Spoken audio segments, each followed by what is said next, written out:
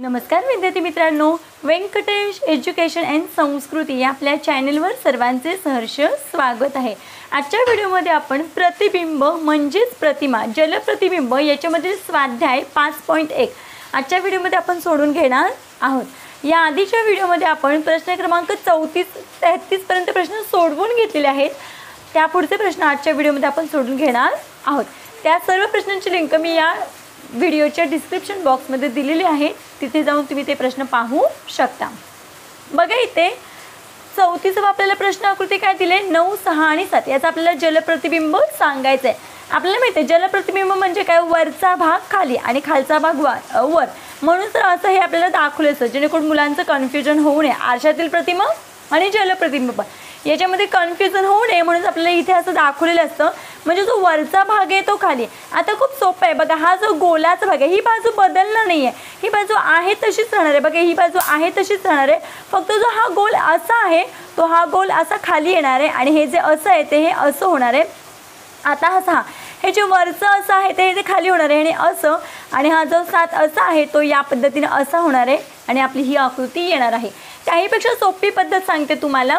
बघा इथे आपल्याला 967 म्हणजे जो हा नंबर आहे तो आपण इथे लिहून घेतला आहे, कागदावर लिहून घ्यायचा, जरा ठळक लिहायचं आहे आणि आता इथे काय करायचं आहे, पान पलटायचं आहे। बघा मी पान पलटले आणि आता काय करायचं आहे, वरचा भाग खाली करायचा आहे। मग इथे गिरवायची गरज नाही, आपल्याला इथे दिसत आहेत हे अंक। बघा जसा मी इथे काढले तसंच आहे, बघा हे असं आणि हे या पद्धतीनं।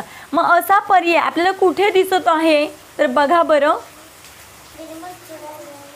बघा असा पर्याय क्रमांक 1 मध्ये दिसत आहे। ही आकृती मी गिरवते म्हणजे आपल्या लक्षात येईल। बघा हे असं हे 9, हे 6चे हे आणि हे या पद्धतीने। बघा इथे पर्याय क्रमांक 1 म्हणून आपल्या इथे या प्रश्नाचं उत्तर आहे पर्याय क्रमांक 1। इथे मी फक्त 2च कृती केली। काय केली, पहिल्यांदा बघा ही आकृती आहे तशी या कागदावर काढलेली आहे, कागद काय केलेला असा पलटलाय आणि पलटून फक्त वरचा भाग खाली केलेला आहे आणि ती आकृती आपल्याला पर्यायामध्ये शोधायची। मग आपल्या इथे उत्तर आहे पर्याय क्रमांक 1 मध्ये सेम अशीच आकृती आहे। पुढचा प्रश्न बघूया, प्रश्न क्रमांक 35। आता प्रत्येक वेळेस आकृतीच काढायची काही गरज नाही आहे। आता आपल्याला माहिती ना की वरचा भाग खाली येणार आहे, मग बघा हा ही उभी रेष तर काही बदलणार नाही, ही आहे तशी। मग हा जो खालचा भाग आहे तो वर जाणार आणि हे जे इकडे आहे ते त्याच डायरेक्शनला फक्त खाली येणार आहे या पद्धतीनं। आणि बघा हा वर 8चा जो छोटा गोल आहे तो इथे असा खाली येणार आहे आणि हा खालचा गोल आहे तो इथे वर मोठा होणार आहे। आता आपल्याला माहिती ही इथे तिरकी रेष ती अशी होणार आहे, मग बघा या पद्धतीने ही अशी येणार आहे आणि ही जी रेष आहे ती अशीच आणि हे या पद्धतीनं। मग अशा आकृती आपल्याला कुठे दिसते तर बघा बरं, इथे पर्याय क्रमांक 3 मध्ये दिसते। बघा एक असा आहे 8 आणि हे 4ची कृती अशी, या पद्धतीने आपलं इथे उत्तर आहे पर्याय क्रमांक 3। मी या जलप्रतिबिंबामधल्या 2-3 क्लुप्त्या किंवा 2-3 ट्रिक सांगितलेल्या आहेत, त्यातली कोणती ट्रिक तुम्हाला जी सोपी वाटेल त्याचा यूज करून तुम्ही हे प्रश्न सोडवू शकता। बघा 36वा प्रश्न आकृतीमध्ये 245 हा नंबर आहे, इथे मी लिहून घेतला हा नंबर, जरा डार्क लिहिलाय। आता काय करायचं, इथे पान पलटायचे। बघा इथे 245 पान पलटायचे आणि काय करायचं आहे, बघा या पद्धतीने वरचा भाग खाली आणि खालचा भाग वर। मग आपल्याला कोणती आकृती दिसते तर बघा इथे 2ची कृती आपल्याला ही अशी दिसते या पद्धतीने, इथे 4 असा काढलेला आहे आणि हे असं। मग अशी आकृती आपल्याला कुठे दिसते तर बघा बरं, हे सेम असंच आहे पर्याय क्रमांक 4 मध्ये, म्हणून आपल्या इथे या प्रश्नाचं उत्तर आहे पर्याय क्रमांक 4। पुढची प्रश्न आकृती बघा 2, 4 आणि 6। आता आपल्याला एकदा माहीत झाले, मग सारख्या आकृती काढून आपल्याला पान पलटायची काही गरज नाही, आपण आकृत्या काढू शकतो। बघा हे 2 असे आहेत, मग जो हा असा भाग आहे तो फक्त या पद्धतीनं हा असा होणार आहे या पद्धतीनं। बघा आपल्याला माहिती ही तिरकी रेषा आहे ती कशी होते, या बाजूला येते या पद्धतीनं। ही आडवी रेषा आहे तशीच राहणार आहे आणि ही उभी रेषा इथे, आणि हे जे असं आहे ते कसं होणार आहे असं, आणि हा जो गोल आहे तो फक्त वरच्या बाजूला, हे असं आहे ते असं होणार आणि हे या पद्धतीनं। मग अशा आकृती आपल्याला कुठे दिसते तर बघा पर्याय क्रमांक 4 मध्ये दिसते, म्हणून आपल्या इथे या प्रश्नाचं उत्तर काय आहे पर्याय क्रमांक 4। 38वा प्रश्नामध्ये 5, 7 आणि 2 ही प्रश्न आकृती आहे। मी पान पलटते या पद्धतीनं आणि पान काय करते, वरचा भाग खाली करते असं। मग आता आपल्याला ही आकृती कुठे बरं दिसते तर बघा सेम अशा आकृती आपल्याला बघा हे या पद्धतीनं हे असं आणि हे असं आपल्याला कुठे दिसते तर बघा इथे पर्याय क्रमांक 3 मध्ये दिसत आहे, म्हणून आपल्या इथे या प्रश्नाचं उत्तर आहे पर्याय क्रमांक 3। बघा इथे 62 आहे, इथे मी लिहिलेली आहे आकृती, पान पलटलं पान वरचा खाली भाग केलेला आहे आणि बघा हे आपल्याला कुठे दिसत आहे तर बघा ही आकृती आपल्याला पर्याय क्रमांक 2 मध्ये दिसत आहे। बघा इथे बघा हे या पद्धतीनं आणि हे 2 हे असं पर्याय क्रमांक 2 हे आपल्या प्रश्नाचं उत्तर आहे। मग इथे 40व्या प्रश्नामध्ये ही आकृती आहे। मी पान पलटते, पान वरचं खाली करते या पद्धतीनं। आता आपल्याला माहिती आहे की हा जो ॲरो खाली आहे तो ॲरो कुठे जाणार आहे, वर जाणार आहे। बघा इथे या पद्धतीनं आणि ह्या आकृतीचं टोक आहे जे इथे टोक आहे ते या बाजूलाच फक्त या दिशेला होणार आहे। आणि बघा इथे असा हा गोल आहे आणि इथे हा भरीव गोल आहे। मग अशी आकृती आपल्याला कुठे दिसते तर बघा इथे पर्याय क्रमांक 1 मध्ये दिसत आहे। म्हणून आपल्या या प्रश्नाचं उत्तर आहे पर्याय क्रमांक 1।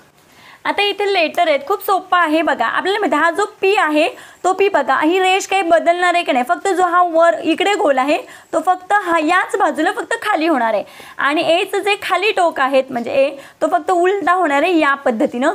यमचा काय होणार आहे, डब्ल्यू होणार आहे आणि डब्ल्यूचा काय होणार आहे, यम होणार आहे कारण वरचा भाग खाली या पद्धतीनं। मग अशा आकृती आपल्याला कुठे दिसत आहे तर बघा बरं इथे पर्याय क्रमांक 4 मध्ये दिसत आहे। बघा इथे डब्ल्यू यम आणि सॉरी माझ्याकडून फक्त हा जो पीक खाली लिहायचा आहे तो मी काय केलेलं आहे वरच लिहिलेला आहे।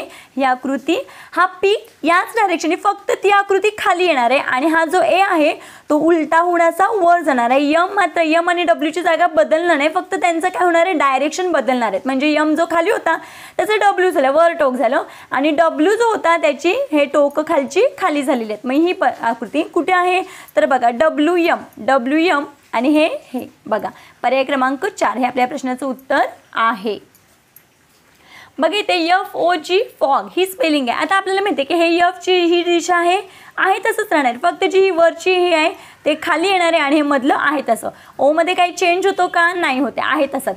आता हा जी ही साईड आहे तशीच राहणार, ही जी गोल साईड आहे ती आहे तशीच राहणार आहे। आता बघा जे हे गोल आहे वरचा तो हा असा खाली होणार आहे, हा असा, आणि हे जे आहे ते मात्र काय होणार आहे या पद्धतीने हे असं या बाजूला।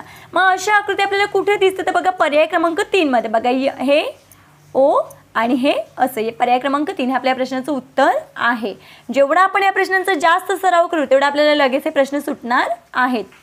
बघा पुढची प्रश्न आकृती 43वा प्रश्न यस आय आणि टी। आता आपल्याला माहिती आहे पाण्यामध्ये यस मात्र काय होणार आहे, जो हा भाग आहे तो खाली येणार आहे आणि हा भाग आहे तो वर म्हणजे उलटा यस दिसणार आहे। आय मध्ये काही चेंज होणार आहे का, वरचा खाली आला आणि खालचा वर तरी सेमच दिसणार आहे कारण दोन्ही बाजूला तो सेमच आहे याच पद्धतीनं। आता टी मध्ये जी ही रेषा आहे ती खाली येणार आहे आणि हे वर। मग असं उत्तर आपल्याला कुठे दिसत आहे तर बघा पर्याय क्रमांक 4 मध्ये दिसत आहे। बघा यस आय आणि हा खाली टी, पर्याय क्रमांक 4 हे आपल्या प्रश्नाचं उत्तर आहे। बघा पुढे आपल्याला ही अशी आकृती दाखवली, मी इथे काढून घेतले। मी इथे काय करते पान पलटते। बघा हे पान मी पलटले, इथे आकृती आहे आणि हे पान काय करायचं फक्त वरचा भाग खाली करायचा या पद्धतीनं। आता ही आकृती मी काय करते इथे गिरवते म्हणजे आपल्या लक्षात येईल। बघा हे वर गेलेलं आहे हे या पद्धतीनं आणि हा ॲरो खाली, आपल्याला हे लक्षात येतं की हे जे खाली आहे ते हे वर जाणार हे आपल्याला कळतं आणि हे जे इथे आहे ते या बाजूने येणार हे कळतं, पण हे यनचं जे टोक आहे ते आपल्याला कळत नाही। मग इथे बघा इथे उलटा यन असं दाखवलेलं आहे म्हणजे हे टोक आहे ते वर आलेलं आहे। मग अशा आकृती आपल्याला कुठे दिसते तर बघूया आपण। बघा सेम अशा आकृती आपल्याला पर्याय क्रमांक 4 मध्ये दिसत आहे। पर्याय क्रमांक 4 हे आपल्या प्रश्नाचं उत्तर आहे। बघा आता इथे आपल्याला JOY जॉय हा शब्द दिलाय, मग इथे मी काढून घेतलाय तर आपल्याला सोपं आहे। आपल्याला माहिती आहे हे बदलणार नाही, ही रेष आहे तशीच राहणार आहे, बरोबर आहे। म्हणजे ही रेष आहे तशी, फक्त जे हे आहे ते खाली येणार आहे असं आणि हा जो हितला भाग आहे तो फक्त या डायरेक्शनने असा होणार आहे। ओ मध्ये काही फरक आहे का नाही, ओ आहे तसंच होणार आहे। आता जो हा भाग आहे तो उलटून असा खाली येणार आहे या पद्धतीनं आणि ही जी रेष आहे ती अशी वर। मग अशा आकृती आपल्याला कुठे दिसते तर बघा इथे पर्याय क्रमांक 3। पुढचा प्रश्न बघूया। बघा इथे आपल्याला RET रॅट शब्द दिलाय, मी इथे लिहून घेतलाय। ही रेष आहे तशी राहणार आहे। आता आपल्याला माहिती आहे हा जो वर या डायरेक्शनला गोल आहे तो इथे या बाजूला होणार आहे आणि हे असं आणि ए माहिती आहे आपल्याला माहिती आहे अशी आणि हे असं आणि टीचा हा भाग खाली। मग अशा आकृती आपल्याला कुठे दिसते तर बघा इथे पर्याय क्रमांक 2 हे आपल्या प्रश्नाचं उत्तर आहे। बघा पुढचा प्रश्न 47वा तनय आपल्याला शब्द दिलाय, इथे मी लिहून घेतलाय तनय डार्क लिहिलाय। आता आपल्याला काय करायचंय पान पलटायचंय। बघा ज्यावेळेस अवघड आकृती असते त्यावेळेस आपण याच पद्धतीने केलेलं कधीही चांगलं। मग बघा जसं मला दिसते तसं मी इथे काय करते गिरवते या पद्धतीनं आणि हा य आपल्याला या पद्धतीने दिसतोय. आणि आपल्याला ही झाली. अजून एक स्टेप करायची आहे. काय करायचे, हा कागद आहे तो वरचा भाग खाली आणि खालचा भाग वर करायचा आहे बघा या पद्धतीनं.